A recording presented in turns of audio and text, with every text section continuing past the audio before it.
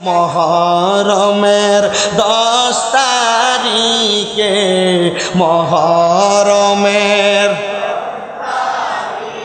কি গটাইলেন রাব হাইরে কি গটাইলেন রাব কলিজা ফাটিয়া যাই গো শুনিলে তার ঘটনা মহরমের মহরমের কি গটাইলেন হাইরে কি গটাইলেন কলিজা ফাটিয়া যায় গো শুনিলে তার আহার মহরমের চাঁদরে আহার ও চাঁদ তুমি দেখা দিও না ও চাঁদ তুমি দেখা তুমি দেখা দিলে মায়ের আখের পানি থামে না হাসান শহীদ জহরেতে হাসান শহীদ হোসেন শহীদ কারবালায় হায়রে হোসেন শহীদ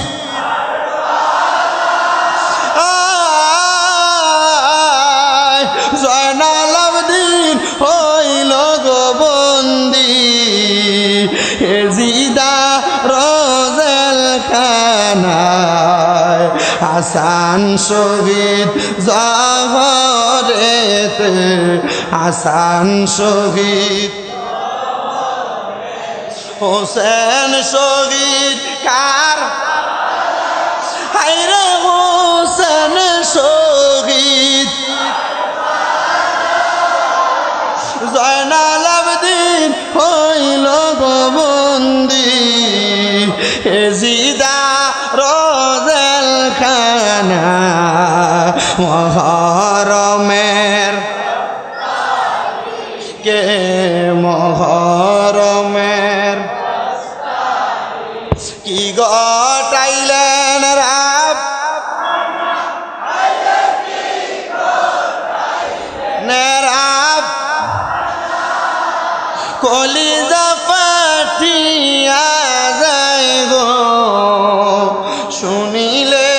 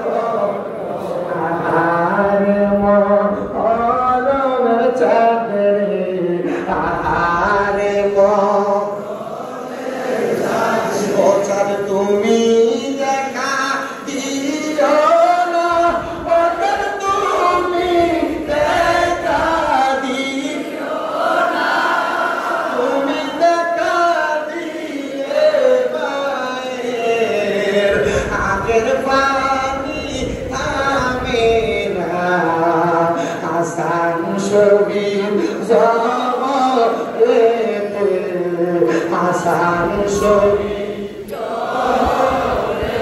হোসেন শহীদ কারবালায় হোসেন শহীদ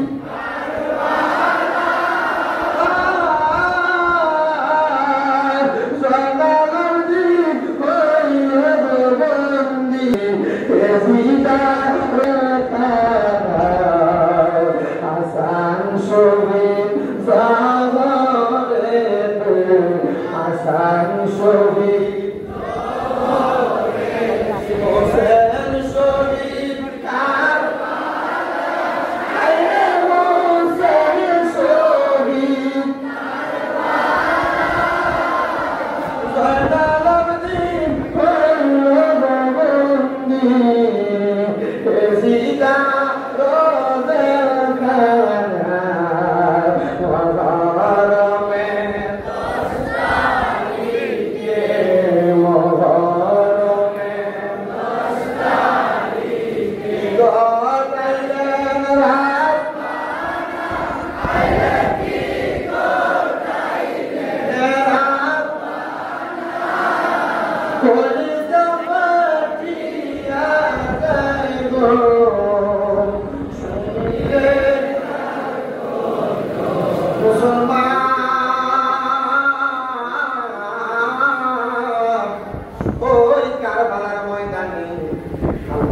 বংশধরের মধ্যে আরেকজন প্রখ্যাত বংশধর ছিলেন, তার নাম ছিল হযরতে আব্বাস আলমদার রাদিয়াল্লাহু তাআলা। সাধারণ কোনো ব্যক্তি নয়, আব্বাস আলমদার ছিলেন বড় নম্র মানুষ, বড় মুসলিম মানুষ, বড় ইবাদত করা মানুষ। বংশের মধ্যে দেখবেন অনেক মানুষ আছেন বড় নিরিবিলি থাকে, বড় ইবাদত করা নয়, কেউ কোনো কিছু বলল করে না, কেউ আঘাত করতে আসলো তারা কোনো ধমক দেয় না, বড় ভালো মানুষ আছে না? হযরত আব্বাস আলমদার আহলে বায়াতের মধ্যে বড় সম্মানিত মানুষ, বড় মর্যাদাবান মানুষ। হযরত আব্বাস আলমদার যখন তাকে দেখেন ইমাম হুসাইন রাদিয়াল্লাহু তাআলা যে কারবালার ময়দানে এত সুন্দর কাপড়ের মধ্যে কোনো পানি নাই, হযরত আব্বাস আলমদার রাদিয়াল্লাহু তাআলা বলে, আমি জবাব করলাম আমি ইমাম হুসাইনের কাছে যাই না। ডাক দিয়ে বললাম, ও ইমাম হুসাইন রাদিয়াল্লাহু তাআলা, নবীজির পরিচয় টুকরা নাকি, আপনি আমার অনুমতি দেন গো, আমি এখান থেকে পুরা নদীর মধ্যে যাই না, আমি পানি যাই না, নবীর বংশধরদের পরিচয় ঠান্ডা করতে যাই। ইমাম হুসাইন ডাক দিয়ে বলতেছেন, জগৎবাসীরা শোনো রে জগৎবাসীরা, তোমরা যেহেতু আমার এই নবীর বংশধরদেরকে পানি পান করাইতে যাও, আমি অনুমতি দিলাম, ও আব্বাস আলমদার আপনি যে পানি নিয়ে আসেন। হযরত আব্বাস আলমদার পুরো পিঠের মধ্যে চইলা পানির একটা মশক ওনার কাঁধের মধ্যে নিয়ে আব্বাস আলমদার রওনা করলেন পানি নেওয়ার জন্য। আব্বাস আলমদার পুরো নদীর সামনে যখন গেলেন, এজিদ বাহিনী কেউ তারা বাধা দেয় নাই, উনি পানি পান করবে। এমন টাইমে হযরত আব্বাস আলমদার নিজে বলে, স্বামী কারবালা কিতাবের মধ্যে সুন্দর করে ঘটনাটা উল্লেখ করা আছে, আসমাওয়ারিকুল মুহিকা কিতাবের দ্বিতীয় খণ্ডের মধ্যে উল্লেখ করা। হযরত আব্বাস আলমদার রাদিয়াল্লাহু তাআলা বলেন, আমি পানিটা নিয়ে আমার মুখের মধ্যে দিব। এমন টাইমে আমার চিন্তা আসলো, দেওয়াদের মধ্যে আসলো, নবীর নাতি ইমাম হুসাইন এখনো পানি পান করে নাই, আমি যদি পানি পান করি তাহলে নবীর নাতিদের সাথে বেঈমানি হবে, আমি আল্লাহ তাআলার কাছে জবাব দিতে পারবো না, মুহাম্মদুর রাসূলুল্লাহ সাল্লাল্লাহু আলাইহি ওয়াসাল্লাম নবীর কাছে জবাব দিতে পারবো না। আব্বাস আলমদার বলে, আমি পানি পান না কইরা আমি সাথে সাথে পানির মশকটার মধ্যে পানি পুরাইয়া আমার কাঁধের মধ্যে নিয়ে আমি ইমাম হুসাইনের দিকে রওনা করব। এমন টাইমে এজিদ বাহিনীরা আমাকে ঘিরে ফেলছে। ওনারা ডাকতে বলে, আব্বাস আলমদার তুমি পানি পান করো, কিন্তু ইমাম হুসাইনকে পানি দেওয়া যাবে না, তার বংশধরকে কাউকে পানি দেওয়া যাবে না। বলে কারণ কি রে? আমি যদি পানি পান করি ইমাম হুসাইনের পানি পান করার আগে আর ইমাম হুসাইনের দাদা দয়াল নবী যদি আমার একবার প্রশ্ন করে আমি কেন ইমাম হুসাইনের পানি না পান করে না, আগে পানি পান করছি, আমি নবীজির কাছে আমার মুখ দেখাইতে পারবো না, এই জন্য আমি পানি মশক ভর্তি করে নিয়ে যাব, নবীর বংশের আগে পান করাইয়া আমি আব্বাস আলমদার তারপরে পানি পান করবো। আব্বাস আলমদার এই কথা বলি না, ওনার পুরাটাকে সামনের দিকে আগে নিবে। ইয়াজিদের মধ্যে মালিক ইবনে মারওয়ান নামক একটা লোক হযরত আব্বাস আলমদার তার হাতের মধ্যে এমন ভাবে একটা কুপ লাগায় দিয়েছে, তার হাত কাটা দাবায় গেছে। আব্বাস আলমদার বলে, বাম হাত দিয়ে মহরমের প্রস্তাবিতে গোটালে রাপানা আইতি গোটাইলে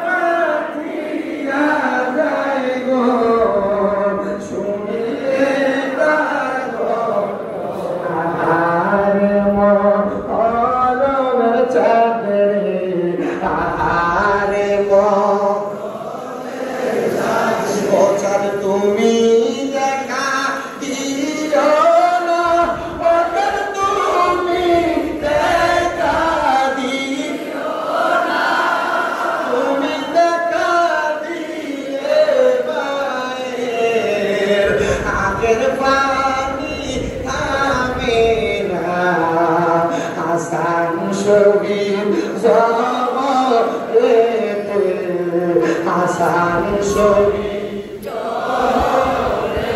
হোসেন শহীদ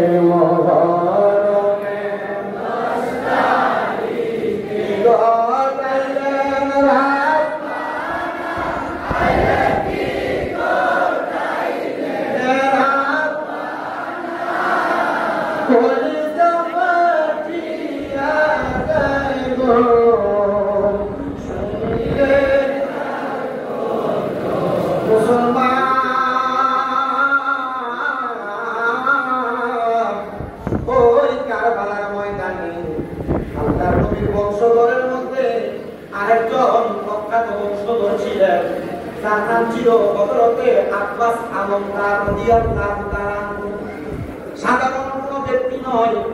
আব্বাস আলমদার ছিলেন বড় নম্র মানুষ, বড় মুসলিম মানুষ, বড় ইবাদত করা মানুষ।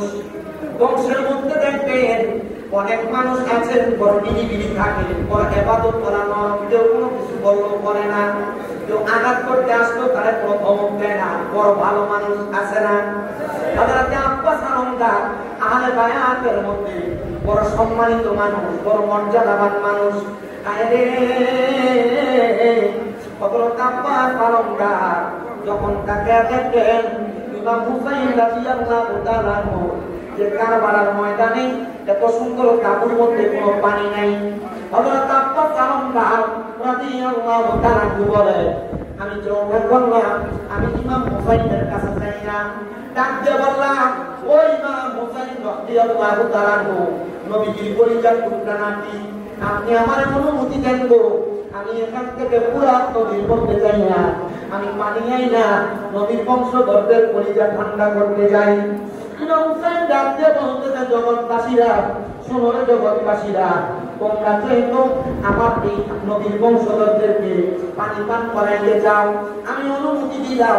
ও আব্বাস আলমদার, আপনি যে পানি নিয়ে আসেন। অতএব আব্বাস আলমদার পুরো পিঠের মধ্যে চইলা পানির একটা মশক ওনার কাঁধের মধ্যে নিয়ে আব্বাস আলমদার রওনা করলেন পানি নেওয়ার জন্য। আব্বাস আলমদার পুরো নদীর সামনে যখন গেলেন, ইয়াজিদ বাহিনী কেউ তারা বাধা দেয় নাই, ওই পানি পান করবে। এমন টাইমে হযরত আব্বাস আলমদার নিজে বলে, স্বামী কারবালা কিতাবের মধ্যে সুন্দর করে ঘটনাটা উল্লেখ করা আছে, আসমাওয়ারিকুল মুহিকা কিতাবের দ্বিতীয় খণ্ডের মধ্যে উল্লেখ করা। হযরত আব্বাস আলমদার রাদিয়াল্লাহু তাআলা বলেন, আমি পানিটা নিয়ে আমার মুখের মধ্যে দিব। এমন টাইমে আমার চিন্তা আসলো, দেওয়াজের মধ্যে আসলো, নবীর নাতি ইমাম হুসাইন এখনো পানি পান করে নাই, আমি যদি পানি পান করি তাহলে নবীর নাতিদের সাথে বেঈমানি হবে, আমি আল্লাহ তাআলার কাছে জবাব দিতে পারবো না। মুহাম্মদুর রাসূলুল্লাহ সাল্লাল্লাহু আলাইহি ওয়াসাল্লাম নবীর কাছে জবাব দিতে পারবো না। আব্বাস আলমদার বলে, আমি পানি পান না কইরা আমি সাথে সাথে পানির মশকটার মধ্যে পানি পুরাইয়া আমার কাঁধের মধ্যে নিয়ে আমি ইমাম হুসাইনের দিকে রওনা করব। এমন টাইমে ইয়াজিদ বাহিনীরা আমাকে ঘিরে ফেলছে। ওনারা ডাকতে বলে, আব্বাস আলমদার তুমি পানি পান করো, কিন্তু ইমাম হুসাইনকে পানি দেওয়া যাবে না, তার বংশধরকে কাউকে পানি দেওয়া যাবে না। বলে কারণ কি? জানি আমি যদি পানি পান করি ইমাম হুসাইনের পানি পান করার লাগে, আর ইমাম হুসাইনের দাদা দয়াল নবী যদি আমার একবার প্রশ্ন করে আমি কেন ইমাম হুসাইনের পানি না পান করে না, আগে পানি পান করছি, আমি নবীজির কাছে আমার মুখ দেখাইতে পারবো না। এই জন্য আমি পানি মশক ভর্তি করে নিয়ে যাবো, নবীর বংশের আগে পান করাইয়া আমি আব্বাস আলমদার তারপরে পানি পান করবো। আব্বাস আলমদার এই কথা বইলা ওনার পুরাটাকে সামনের দিকে আগে নিবে। ইয়াজিদের মধ্যে মালিক ইবনে মারওয়ান নামক একটা লোক হযরত আব্বাস আলমদারের ডান হাতের মধ্যে এমন ভাবে একটা কুপ লাগাই দিয়েছে, ডান হাতটা দাবায় গেছে। আব্বাস আলমদার বলে বাম হাত দিয়ে উনকি সর কাটায়া উস হুসैन बिन है कर पे लाखों सलाम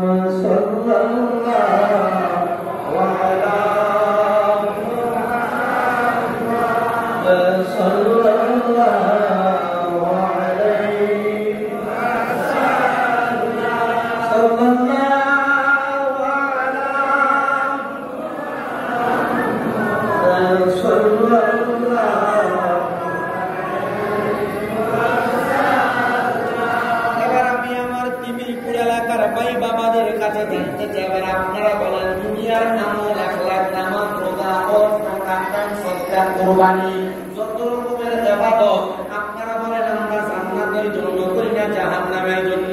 জান্নাতের জন্য না জাহান্নামের জন্য? জান্নাতের জন্য। আল্লাহ তাআলা কোরআনুল কারীমের মধ্যে বলেন বিসমিল্লাহির রাহমানির রাহিম লা ইয়াস্তাবি আসহাবুন নারি ওয়া আসহাবুল أصحاب الجنة هم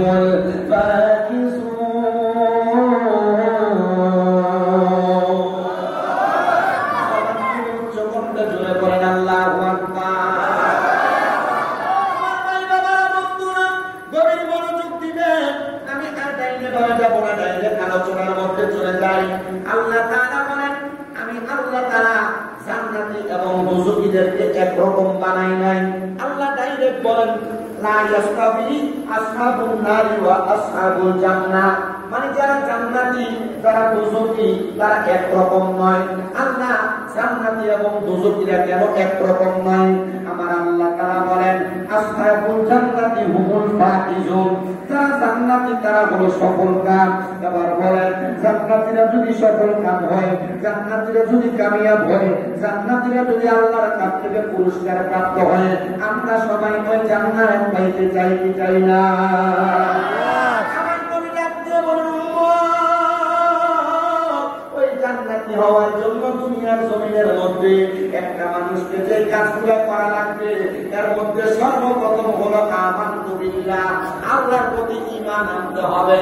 আল্লাহর প্রতি কেমন ঈমান আনবেন? যে আমার বিবির বাবারা আল্লাহকে এক আল্লাহ বলে জানা, আল্লাহ ছাড়া অন্য কাউকে সেজদা না দেওয়া, আল্লাহ ছাড়া অন্য কারোর কাছে কোনো কিছু না চাওয়া, আল্লাহ ছাড়া দুনিয়ার জমিনের মধ্যে কারোর দাসত্ব না করা, আল্লাহকে আল্লাহ বলে স্বীকার করে ওয়াহদানিয়তের সাক্ষী দেওয়া, এটা হলো আমানতু বিল্লাহ। 2 নম্বর হলো আমানতু বিল্লাহি ওয়া মালাইকাতিহি, ফেরেশতাদের প্রতি বিশ্বাস রাখবেন। দুনিয়ার জমিনের মধ্যে থাকার অবস্থায় আপনি ডাইনে গেলে ডাইনে ফেরেশতারা দেখতেছে, বামে গেলে বামে